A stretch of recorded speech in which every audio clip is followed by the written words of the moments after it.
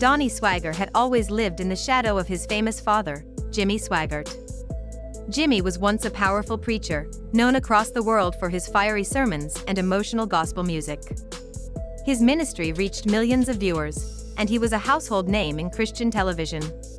But now, at 70 years old, it's Donnie, not Jimmy, who holds the spotlight.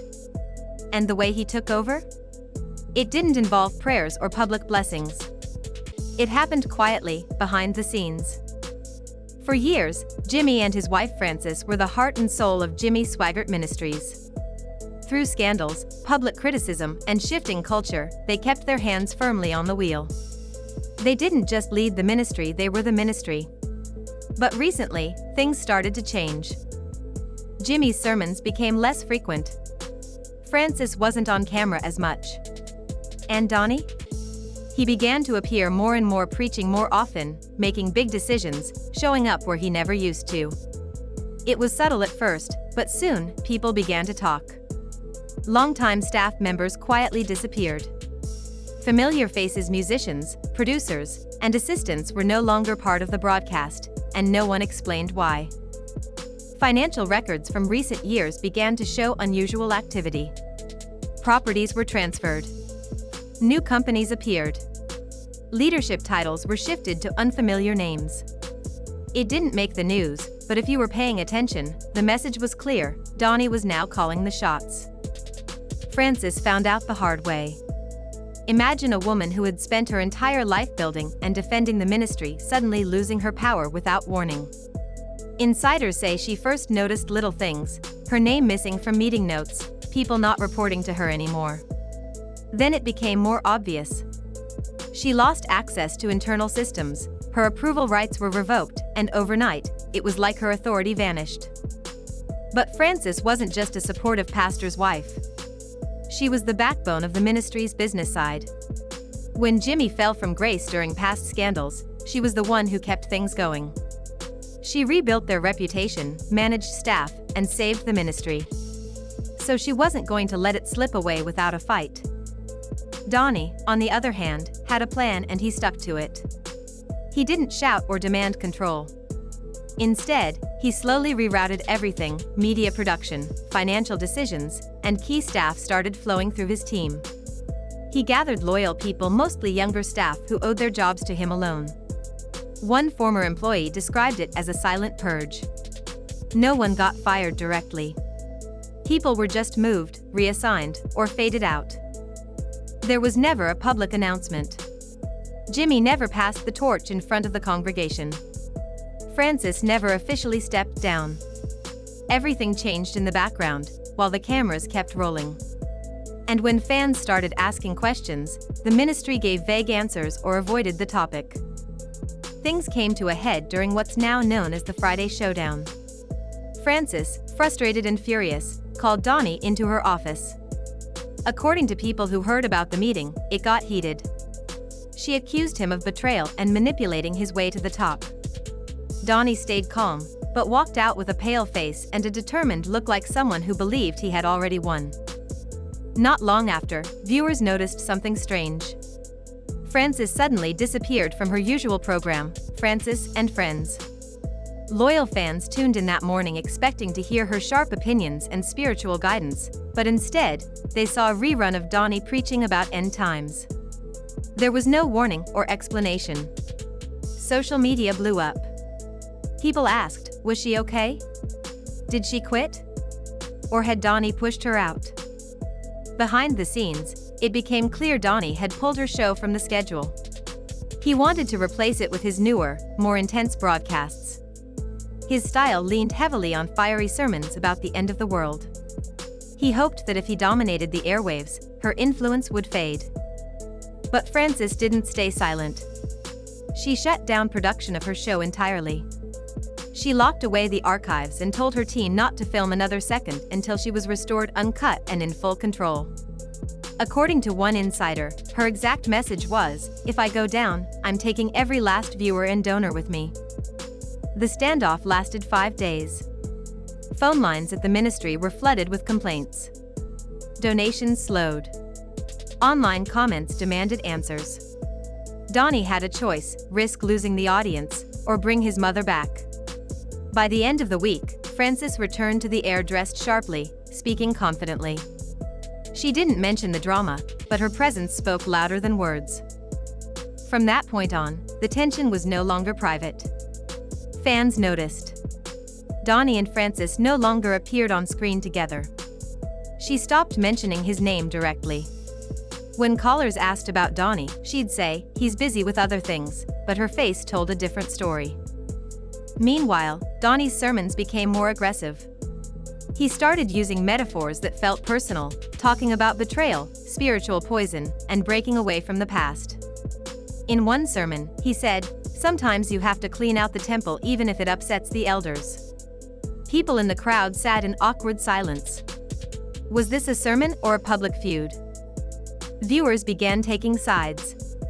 Older fans, especially women who had supported the ministry for decades, wrote letters calling Frances the true heart of JSM.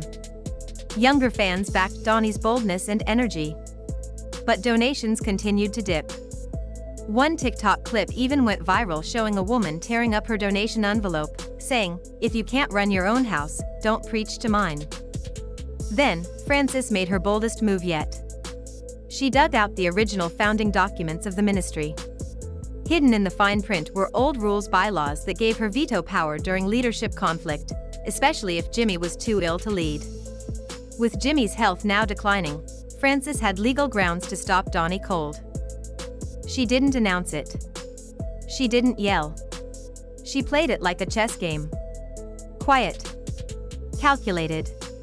She contacted old board members, people who remembered the hard years, the comebacks, the fundraising marathons. Slowly, she built her own base of support inside the ministry. Donnie's team was caught off guard. Most of them didn't even know those documents existed. But Frances had helped write them. And she still had the keys literally and legally. Donnie fought back. He organized a massive sermon event, promoted everywhere. The theme? The future of the church. Thousands tuned in. But instead of unity, Donnie delivered a fiery speech about enemies within and holding on to truth. He never named his mother, but everyone knew who he meant. Then came a surprise. During a tribute broadcast Frances approved, an old clip of Jimmy played. In it, Jimmy spoke about legacy, not fame, not money, but doing what's right when no one is watching. "You don't build a ministry on control," he said. "You build it on calling." That clip hit harder than any recent sermon. Emails poured in. Viewers were moved. And Donnie learned something important: owning the pulpit doesn't mean owning the people. Frances still had their hearts. She had the history. And she had time on her side. In the end, a quiet truce was made. Frances got her show back. Donnie kept preaching. But everything had changed. Every broadcast was now watched through the lens of a broken family. The Swaggarts had spent years preaching about spiritual warfare, and now, they were living it. Not in far-off battles, but in their own ministry, fighting not just for power, but for the future of their legacy. So where does all this leave Jimmy Swaggart Ministries? What started as one man's vision to reach the world with gospel truth has turned into a quiet civil war playing out behind church doors and on national television. A ministry built on family, faith, and fire is now being pulled in two directions, and it's not just about theology. It's about power, legacy, and survival. Donnie Swaggart may have taken the pulpit, but Frances Swaggart never gave up her seat at the table. The struggle between them isn't just a generational shift, it's a collision between two eras. On one side, Donnie, with his sharpened sermons, modern strategies, and a younger, more aggressive team. On the other, Frances, armed with history, loyal followers, and the original blueprints of the ministry. And in the middle of it all, the viewers. The faithful. People who've watched this family preach, sing, and pray for decades. People who once mailed checks and handwritten letters are now questioning everything they believed about the people behind the pulpit.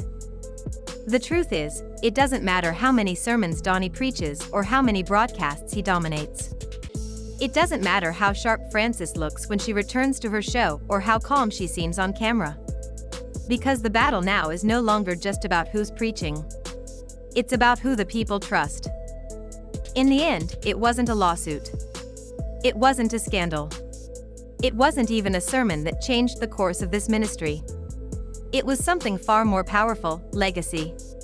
The quiet influence of decades spent showing up, rebuilding, holding the ship together when no one else would. And whether you support Donnie or stand behind Francis, one thing is clear: the ministry will never be the same. The cameras are still rolling. The choir still sings. The sermons still go live every week. But now, every word, every broadcast, every family appearance feels like a message with a double meaning.